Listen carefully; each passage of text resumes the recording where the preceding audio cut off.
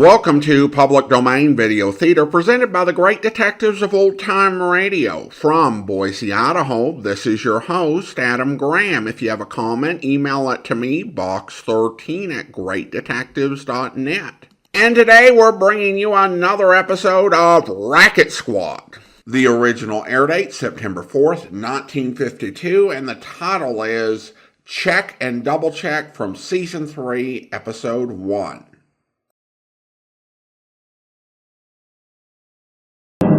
Racket Squad.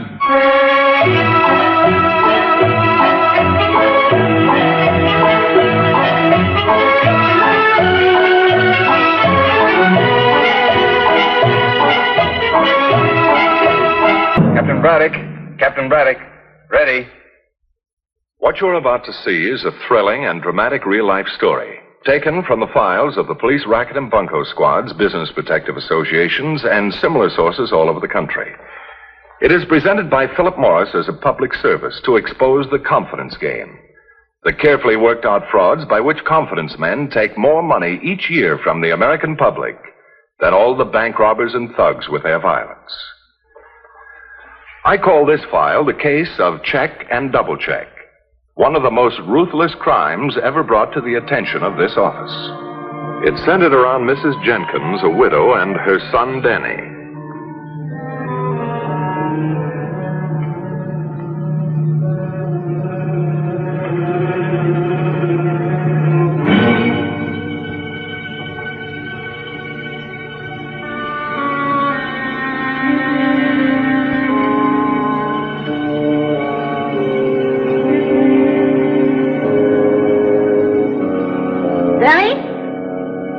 Yeah, Mom. Were you going out again? So what if I was? Danny, you've been out every night this week and the week before. Where do you go? Mom, you gotta realize I'm not a baby anymore. I know, but you're not a growing man either. Oh, no, I help with the bills, don't I? That's just it. Where have you been getting the money? Working, I told you a million times. Working where, Danny? What kind of a job is Will it? you stop nagging me? I asked you a question, Danny, and I expect an answer. Well, you're not gonna get one. Danny, you come back here this minute.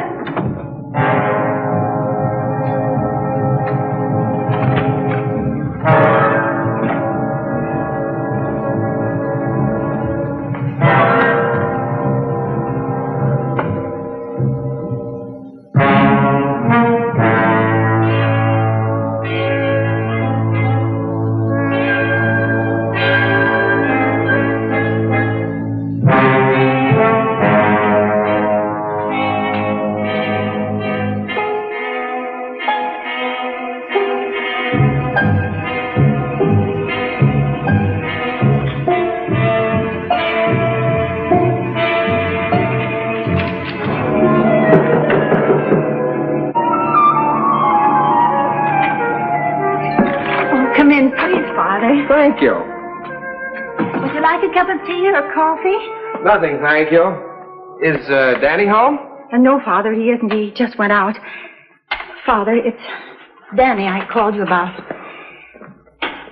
I don't know what's gotten into the boy. I can't manage him at all. He used to be such a good boy. He is a good boy. What seems to be the trouble, Mrs. Jenkins? Perhaps I can help. Well, you know, Father, it hasn't been easy for me since Mr. Jenkins passed on. My job pays very little, and even with Danny working part-time, we just about make ends meet. I see. I didn't know Danny was working. I guess that's why he hasn't been down to the gym the past few weeks. You know, that boy of yours is quite a basketball player, and the team certainly misses him. But go on with your story. He won't tell me where he works, Father, what kind of a job it is, and if he works after school, where does he go every night? Every night? Yes, Father. Well, he's a boy, and I suppose he's at the age where he's beginning to feel important. I'll talk to him if you like. I don't mean to be disrespectful, Father, but I don't think it'd do any good. It isn't just his going out nights. He's been spending far too much money. Last week he bought me a new iron. It must have cost $20. And this week, he got himself a new baseball glove and a catcher's mask. He couldn't possibly earn that much money. No. Gee, that is rather odd. And then tonight, I found this in one of his books. $33. Father, you don't think that Danny would steal? Now, we mustn't jump to conclusions. Perhaps the boy is in some kind of trouble. I'm sure we can help him.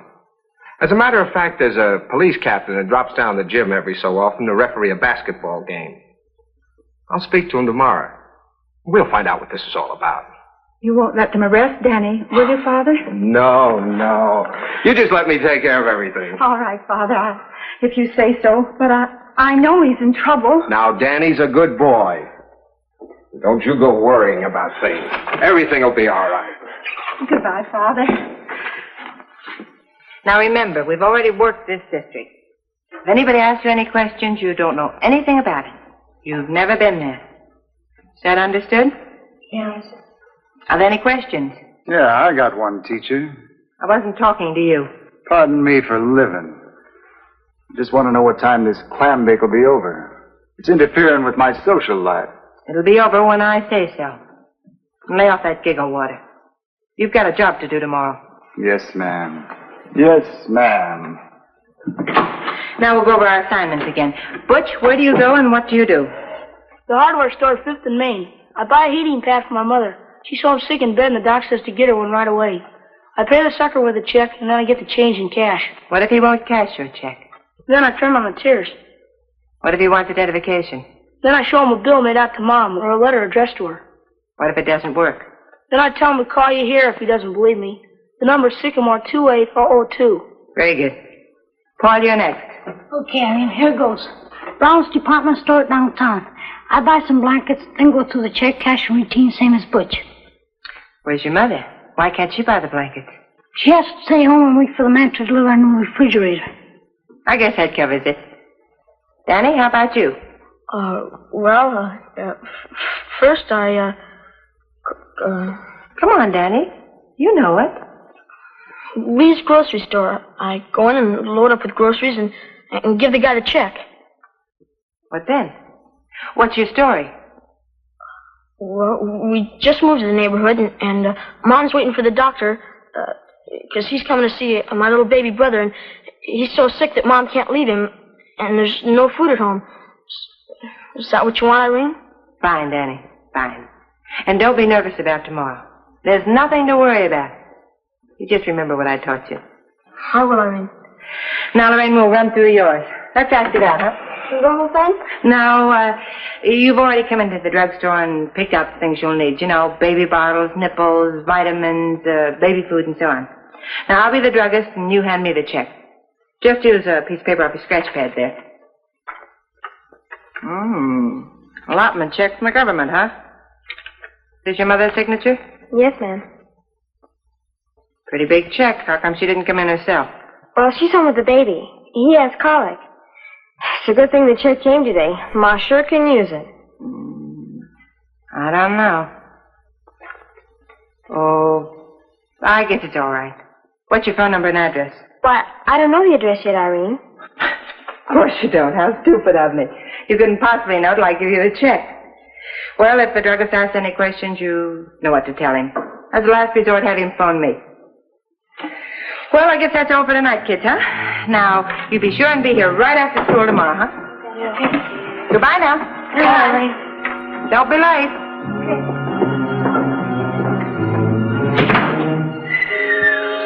Ooh. What a session. Now you and I can get down to business. Yeah, I hope that Danny kid doesn't blow that grocery store deal. Still think you're taking a big chance with him. You worry about what you're supposed to do, and let me take care of the kids. Okay. What time does the postman deliver the mail tomorrow morning? About 10 o'clock. You be there a little before, and you can watch for him. Then I move in and pick up the mail. And be sure and get those checks right back here so that we can endorse them and give them to the kids. They've got to have a little time to learn who their mothers are and where they live, you know. Natch. You know, the layout of that apartment building should make this job a cinch to pull. The mailboxes you'll be working on are located in the hall there, between the lobby and the street. with doors on either side, but no windows. So, once you're in there alone, no one can see what you're doing. Get it? Got it. So you think the Jenkins boy's in some kind of trouble, Father? I'm afraid so. And I'd like you to find out what it is and help him, if you will. Jenkins. Now, that sounds familiar. Don't I know him from the gym? I brought a picture of the basketball team. Danny's the one in the middle, holding the ball. Yes, of course. You say he's been going out every night? Yes, Captain. But where? He won't even tell his mother where he works. Well, whatever it is, it must be pretty important to keep him away from the gym. Yes, and then there's the matter of money. Now, let me get this straight, Father. In addition to the large amounts of money the boy's been spending of late, you say that Mrs. Jenkins found $33 hidden in one of his books. That's right, Captain. And that the money was in an envelope which had been opened. The envelope being the kind that government allotment and subsistence checks are mailed out in. I don't like the looks of it, Father. I don't like the looks of it at all. Captain, I promised Mrs. Jenkins we'd try and help Danny. I came here as a friend, asking help for another friend, not as a man reporting a crime suspect. I understand, Father. But if he's broken the law... Just remember, Captain, he's only a boy. And boys aren't born bad. Something or someone makes them that way. Have you talked to Danny? No, I haven't. As a matter of fact, his mother said it wouldn't do any good. Then, of course, if he took me into his confidence, must remember my lips would have to remain sealed.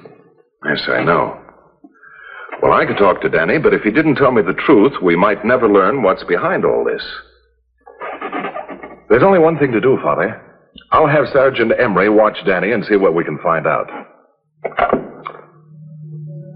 Hello, Sergeant Emery, please. Danny had been spotted coming out of school by my man Emery, who then followed him. Danny and Butch were seen going into an apartment building from different directions at Locust and Elm Streets.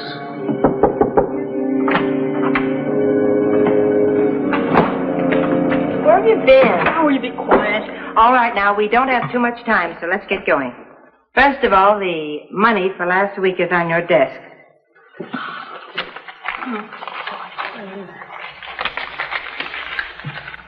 Along with the checks you'll use this afternoon.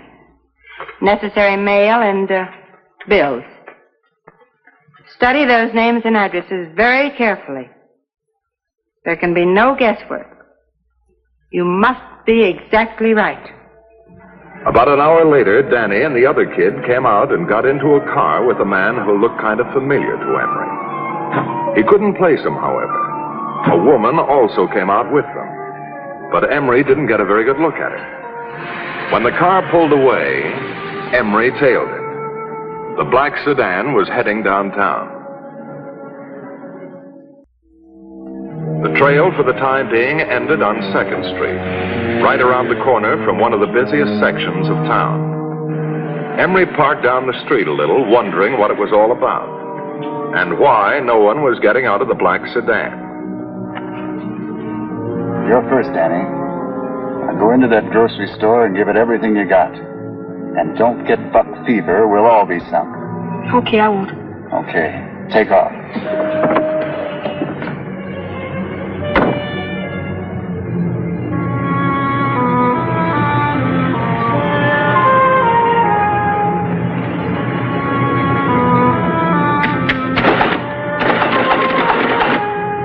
Let's see now. That will be $9.48.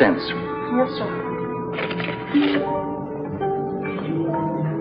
$65. Don't you have any cash? No, sir, that's all I have. This is a pretty big check, son. I don't know you. Afraid I'll have to say no. Mom said I'd probably have trouble. We just moved into this neighborhood. Well, I'd like to help you out, but if I ran this place on face value alone, I'd be out of business by now. Gosh, I don't know what we're going to do. Well, I'll tell you what, son. You pick out the things you need for now, keep the check, bring me the cash when you get it. I'll take that much of a chance on you. That's awful nice of you, but we need a lot of stuff, and Somebody's got to cash the check, and, well, if you don't, maybe nobody else will. Well, that is a problem, isn't it? Your father in the Army, son? Yes, sir, overseas. Mom and I sure miss him. He hasn't even seen my baby brother yet. It's too bad. Well, where's your mother now? Why didn't she come herself? Well, she's home waiting for the doctor. He's coming to see my little baby brother. He's awful sick, and Mom can't leave him. Oh, well. What is your mother's name? Bernice Bachman. If he only had some kind of identification, a social security card or a driver's license, I might be I've got able a to... letter that's addressed to her. It's from her sister in Idaho.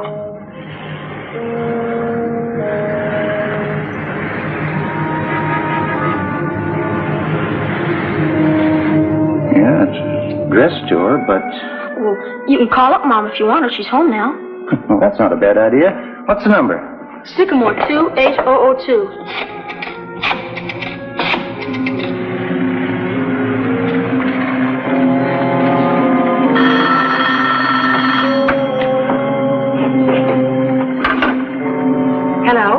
Hello, Mrs. Bachman? Mrs. Bernice Bachman? Yes, this is Mrs. Bachman. Yes, that's my check. Oh, I see. Well, I'd certainly appreciate it very much if you would. You needn't worry. If Uncle Sam's checks aren't any good, why, we might as well all give up. Oh, yes. And thank you again. Goodbye. Goodbye. Well, all right, son. Your mother says it's okay. Now, here's your change. $55.52. All right? Thank you. You're back.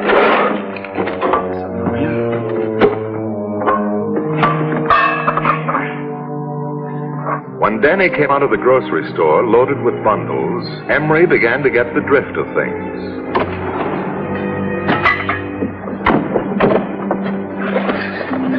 Everything okay? Yeah, okay.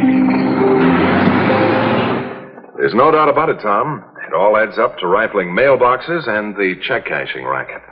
Ties in with all the complaints the postal authorities have been getting. Have you found out who the guy is? The boys are going to pick him up tonight. What about the woman? We don't know anything about her except that she's his wife. Uh-huh. Tom, the time has come for Danny and I to have a little talk. Get over to the Jenkins place and bring him in, will you? Right, Captain. Thanks. Get me the postal inspector's office, will you, please?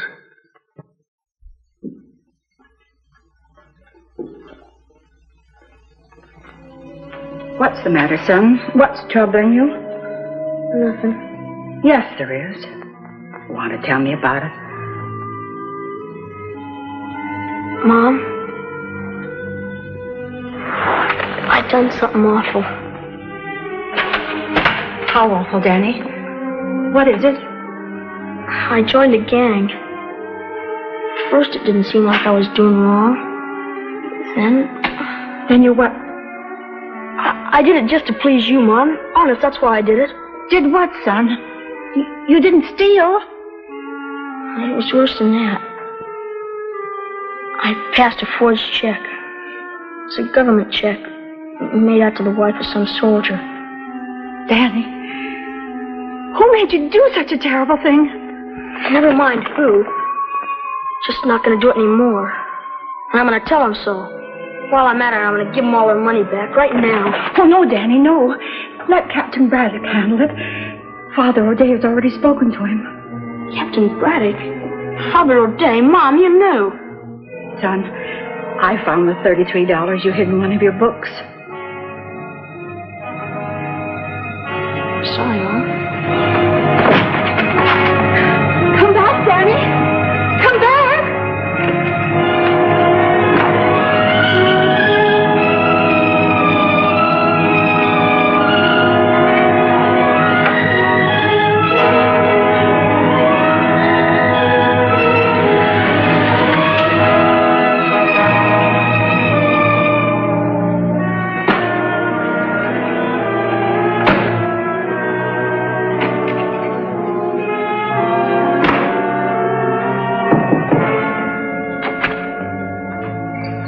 Mrs. Jenkins? Yes? Sergeant Emery, police. Oh, well, come in. Danny home? No, he just went out. Have any idea where he went? Mrs. Jenkins, Captain Braddock sent me to pick Danny up. We know all about it. So if you know where he... All I know is that he ran out all excited. Said he was going to give back the money to those horrible people. Have you got a phone? No, but there's one right downstairs. Thanks.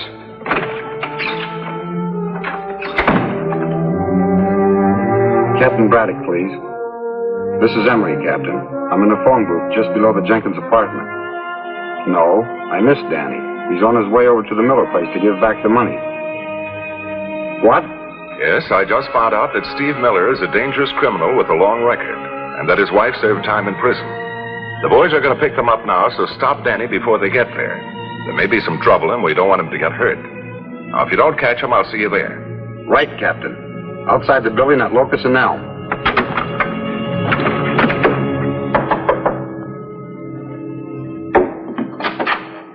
Well, look who's here, Irene.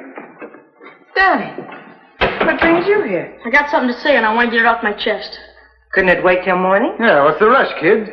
Can't wait till morning, because this is the last time I'm going to be here. Well, listen to the kid, Irene. He's kissing us off. Quiet. What's it all about, Danny?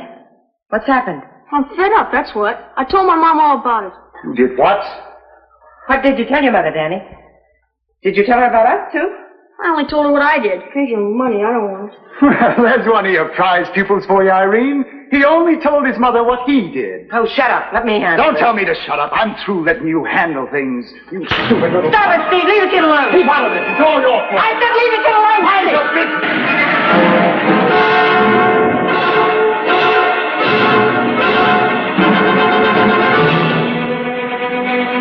And you're drinking like a wild bull. You better let me alone. Father O'Day told Captain Braddock about you, and you'll find out. Two-timing punks like you gotta be taught a lesson. Got it out, Steve. Didn't you hear him? Braddock knows about it. Steve, listen to me. We've got to get out of here. The police will be here any minute. All right. But the kid's coming with us. Maybe for a nice long ride. Are you crazy? Look, well, let's leave the kid here. We're in deep enough now without facing a murder rap. I said the kid comes too. Open the door. Open it yourself. From now on, you're on your own. Okay, if that's the way you want it. Open the door, kid. Go on. And don't try any funny business, or I'll let you have it right now, in the back. Go on, open it. All right, Miller, drop that gun and put up your hands. You should live so long. Do as he says, Miller, or I'll make you look like a canceled check. Go on, drop it.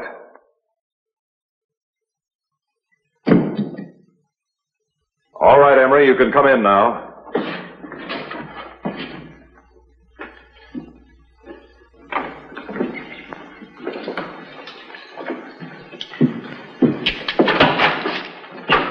Oh, you needn't bother packing. They'll furnish all the clothing you'll need where you're going. All right, Emery, take her. You're coming with me, Danny. We're going to have a nice long talk. And so ended the case of check and double check. Steve Miller was indicted, tried, and convicted. But there are many more Steve Millers in every city in the United States. Men who are actively engaged in the various swindles practiced daily throughout the country. And women, too. Don't forget Irene. Let this story serve as a warning for you to be on the alert against the con men. Don't cash checks unless you know the endorser. Don't pay out good money for a piece of paper. If you're ever in doubt, call your bank, the police, or any protective organization you may belong to. Because remember, it can happen to you. In a moment, we'll call for a few scenes from next week's show. But first, next week, be sure to see Heartbreak for Sale. I warned you against that man. Why did you have to do this? You, of all people. I'm not supposed to tell you this, but I've got Ernie working for you. Ernie? Who's Ernie? You don't expect Mr. Vincent to dig into his own pocket, do you? But the last time You said that was the final check. See Racket Squad next week, same time, same station. It is through your loyalty to Philip Morris Cigarettes that we're able to bring you this program in the interest of the public. That means you. The case you've just seen is true. It should serve as a warning for all of us to be on the alert against the professional racketeer. Philip Morris believes, as I do, that a person or community so forewarned will not be abused. Good night.